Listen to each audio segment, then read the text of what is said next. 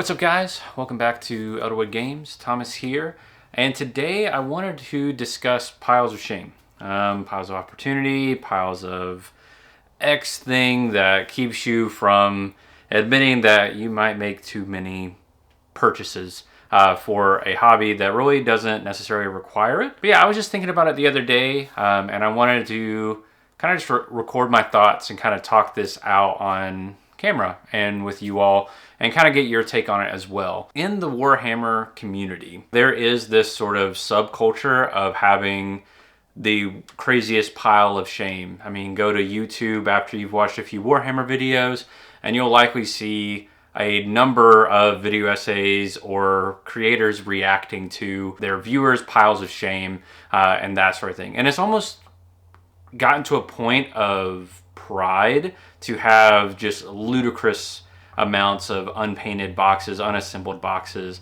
and the like. And I think that that extreme is definitely not good for the hobby and definitely not great for the average person, consumer, what have you. However, I do think that having a couple of boxes in store while you're working on a project can act as a great motivator, as well as give you an option for a break if you really need it. It's definitely something that is a teetering slope. If you're the type of person that does tend to maybe impulse buy or that sort of thing, having that backlog may not be the best idea. If you're just a general hobbyist and you're trying to take things slow, I do think that if you ever get to a point where you're in the middle of a project but you want to start something else, getting another box to be able to pivot to kind of help with burnout. I kind of talked about this in last week's video and in the plateau video a few weeks back, but having something to jump to just as an intermediary to just sort of give yourself a needed break. And I realized this very recently. So obviously I've built and painted my Mechanicum. I showed those off in last week's video. And while I did that and I was excited to potentially play Mechanicum in Horus Heresy, right after I finished it, I was like, you know what? I'm really excited to now try Chaos Knights and get back into my Tyranids with the Raveners box again to make some different stuff. So like I took a break from 40K, painted some stuff that I'm actually really proud of and I like the look of, and now have enough of a army to play a game. But in doing that, I gained motivation to go back to 40,000 and work on those things. And I think that's maybe the secret to the pile of shame, is that it should be almost like a pile of motivation, like something that you can get to and achieve. And it's definitely not something that you need to pile up to a point where it becomes overwhelming. And one plan that I have for next year is to eliminate my pile of shame. So right now I've got a couple boxes worth of Crisis Suits. You can actually see one of them in frame up there. I have a Spearhead box of Auric War Clans. I have obviously my Chaos Knight that I'm working on, as well as some Raveners that I built about a week ago, and I've just kind of slowly gotten through painting.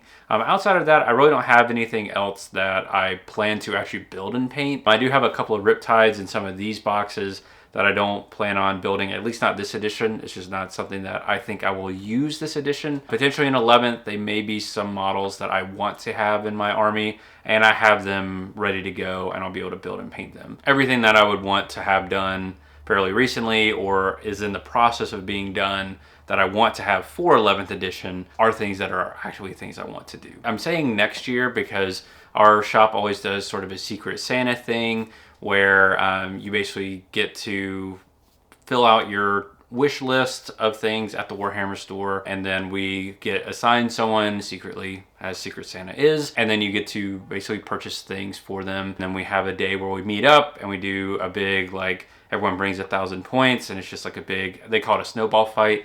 This will be my first year participating, but I am very excited to be a part of this community and experience that. And I know I will likely have some models coming off of that will be added to my pile that I'll want to work through. So definitely some of my goals for next year is just going to be to wipe out my pile of shame, because I don't really want to have as big of a pile as I have right now. And I'd like for it to be more of having 2, maybe 3 kits that I'm kind of juggling between. and then only adding something to it after one is completed. As it stands right now, it's getting to the point of analysis paralysis of what I want to be working on next. And I want it to be more of, I have these two other exciting things that I'm wanting to jump to that I just haven't gotten to yet. And when I finish this, I'll be able to go to that. Or if I really need a break from what I'm working on, I can hop to that. I think that the culture surrounding Piles of Shame is the problem, and not necessarily having a backlog of models, because there's plenty of other hobbies that have these sorts of things, right? If you're an avid reader, for example, you may have 2 or 3 books either on your shelf or on your Kindle, what have you, that you're planning to read after you finish your current one. If you're more of an artist, you might have a piece of artwork that you are working on currently, but you have 2 or 3 ideas on the back burner that is, you know, filling your sketchbooks and some like test canvases that, you know, they're kind of your pile of shame, so to speak, but they are projects that you're planning to work on, and they are motivating you to complete your first one. Overall, my goal for 2026 is going to kind of be changing my view of my pile of shame into a pile of motivation, and keeping it much smaller and getting ahead of my hobbying. So that way, instead of it being, oh, I have, you know, all these things that I need to get done because they're just weighing down my, you know, hobby area, it becomes, okay, I am working on X project and I have projects Y and Z ready for me when X is done. And once X is done, I move to Y, and then I have Z and A kind of on the back burner. And if I get a little bit tired or hit a plateau on Y, I jump to Z or I jump to A and work through those. And then once one is done, we add on B. And then that way it's just a healthier juggle, and kind of what I was talking about last week.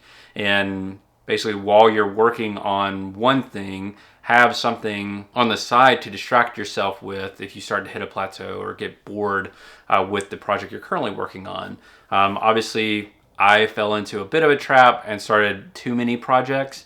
Got a little bit too excited in a bunch of different directions. Now I've gotten myself into the situation where I do have a bit more of a backlog than I would like to have, but it's still manageable. I definitely think I can be on top of it within a matter of months. So I'm definitely planning to do that next year. But I would be interested to know kind of your thoughts on Pile of Shame. Do you find yourself just buying models? I know that FOMO can definitely be a contributing factor to this, especially with Warhammer. After all, we just had the Battle Force boxes over the weekend, with many of the ones that I would have considered picking up being sold out. I'd love to hear what you have to say down in the comments down below. But thank you guys so much for watching. Thank you for support, and I will see you guys in the next one.